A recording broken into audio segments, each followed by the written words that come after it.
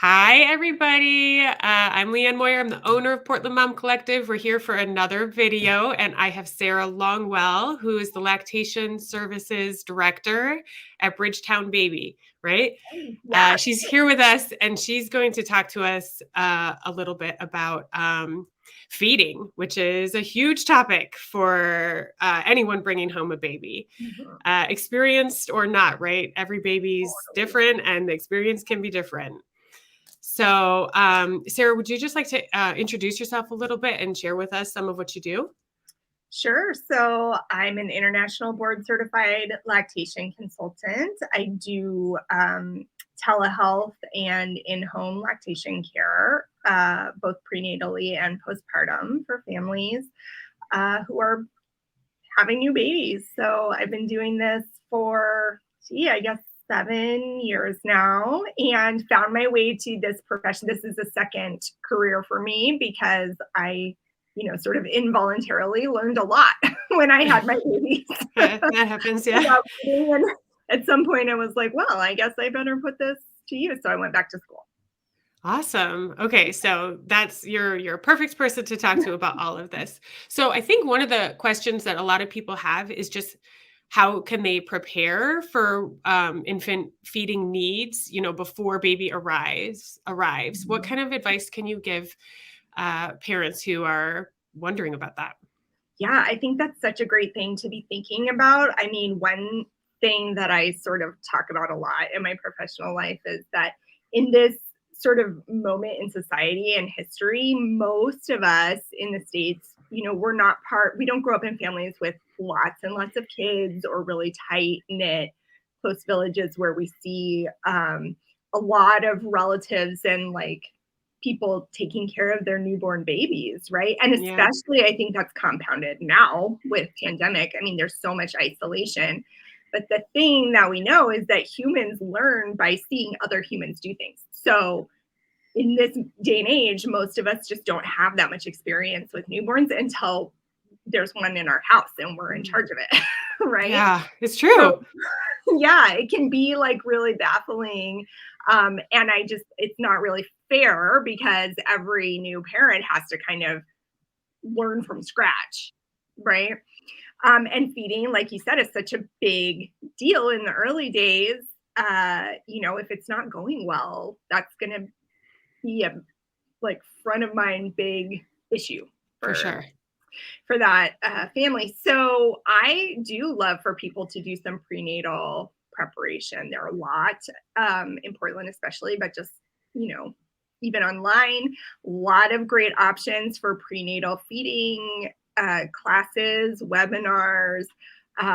Bridgetown Baby has a webinar. We also do one-on-one prenatal consults, Mm. which I think are great, especially for somebody who's maybe, I mean, of course, for somebody who's having their first baby to just sort of learn the basics, but even for somebody who's having their second, third, subsequent baby, but maybe feeding didn't go the way they wanted it to the first time around, there can be some processing and planning to set you up for success the next time.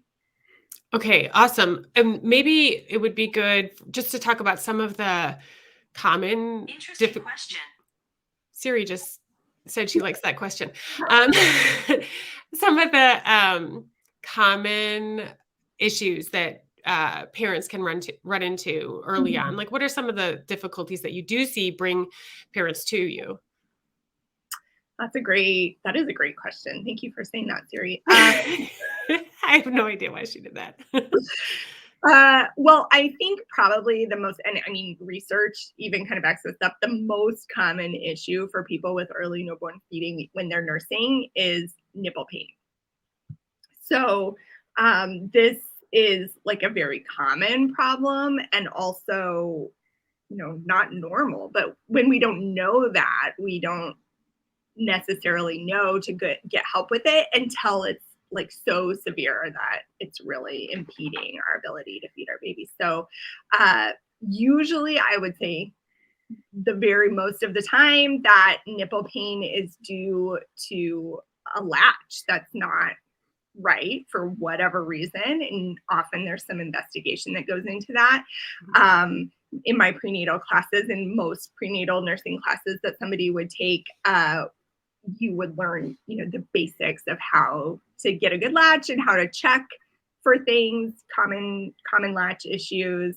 And then if what you learned in your prenatal class isn't, improving or fixing the issue, well, that's when you go for that next level of help with a lactation consultant. So that's probably the number one thing that we see. And so are you saying that nipple pain is like I mean, it is common. I know that just anecdotally through friends and my own experience, but it's something that they should already check in with you about if they're experiencing that? Mhm. I do think so. I mean, there's kind of a threshold. One sort of thing that I teach in my prenatal classes is to, um, because pain is so subjective and there's lots of different kinds of pain. I suggest that people put some descriptive words to the sensation and kind of judge that. So in the first couple weeks, it's gonna feel different on your nipple than probably what you felt before on your nipple. If it feels like, a little bit of tugging or pulling or rubbing, maybe it's a little tender or the skin feels chapped or dry, like that's kind of within the realm of expectation for what's actually happening, right? But when people say things like, oh, it's shooting pain or it's stabbing pain, or I can't breathe when it happens, or I get bummed out when my baby is going to be hungry soon, then it's like, well, that's not Yeah. something that we should be, white knuckling our way through, right? Like, Yeah. get some help. Yeah. Okay. I appreciate that. Yeah. And another thing, another thing that I have been reading a lot about recently and also just know is kind of a hot question in general is uh, for the parent who's not involved in feedings, Mhm. if we're assuming breastfeeding here, but maybe even with bottle feeding, if there's a primary parent taking over that responsibility, how can the other partner help the feeding parent? Because in the early days of a baby's life, feeding is a lot. Yeah. It's a lot. So what are some ways that you think partners can help? Yeah. So whether a partner or just sort of a main support person, I mean, often we look at the birthing or nursing parent and say, wow, this is like the biggest time commitment and challenge of daily life in taking care of this baby. And it's all on this one person, maybe. Right. And so it's super common for a partner or like a close support person to want to take that particular uh thing and like ease Right. that. But I think that's okay. I mean, there's a time and a place to um introduce like thoughtful bottle feeding or supplementation, and like all of that is fine, and that's one way to kind of lift the load. But I also think we shouldn't miss out on this really cool opportunity that the other people involved in this baby's life have, which is how do we soothe this baby without milk, right? Uh-huh. How does this baby like to be bounced and snuggled? And what songs does this baby want to hear me sing? And does our baby like to watch a ceiling fan? I mean, it's just the non nursing parent or the non primary feeding parent has this awesome opportunity to kind of explore everything else about the baby, because when the baby is with the nursing parent, like that's obviously what they're going to want to do. But we can learn so much more about how to support and care for this baby when that's not an option, right? Yeah, excellent point. Yeah, Oh, I would. also one other thing, sorry, I don't Oh, mean to it's interrupt you, but I love for the sort of uh, everybody else kind of involved in the baby's life to really think about taking care of that primary feeding parent, right? They're hungry, they're thirsty, they need their shoulders rubbed, they need, to be cared for, because it is such a time and effort commitment to be feeding this baby, especially if there's like exclusive nursing happening. Yeah, I was going to share that personally, I was a single mother for my first child, and had a partner for my second, and so much of the difference was being able to shower, Mhm. being able to take a break if I had to, just go on a little walk or something like that. Yeah, Laundry, those things that totally. um, aren't related to feeding and aren't even necessarily related to, learning other ways to soothe the baby or getting to know the baby, but are just related to the goings on of life that has to continue to happen as well. The functions of life, and I think single parents really, that is something that they need to think ahead about, like who's on our team here, right? Yeah, yeah, it's definitely a different animal when you're doing it as a single parent.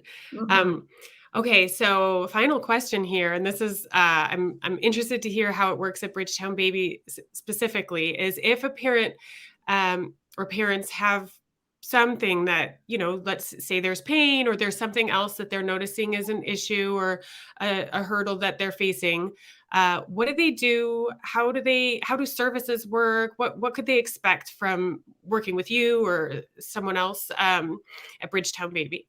Yeah. Well, at Bridgetown Baby, we as like a care team for new families, we're really spoiled because we have this team of awesome postpartum doulas who are often sort of in on the ground with families and can be the first person to say like, "Oh, something seems off here with feeding. Let's call in the lactation team."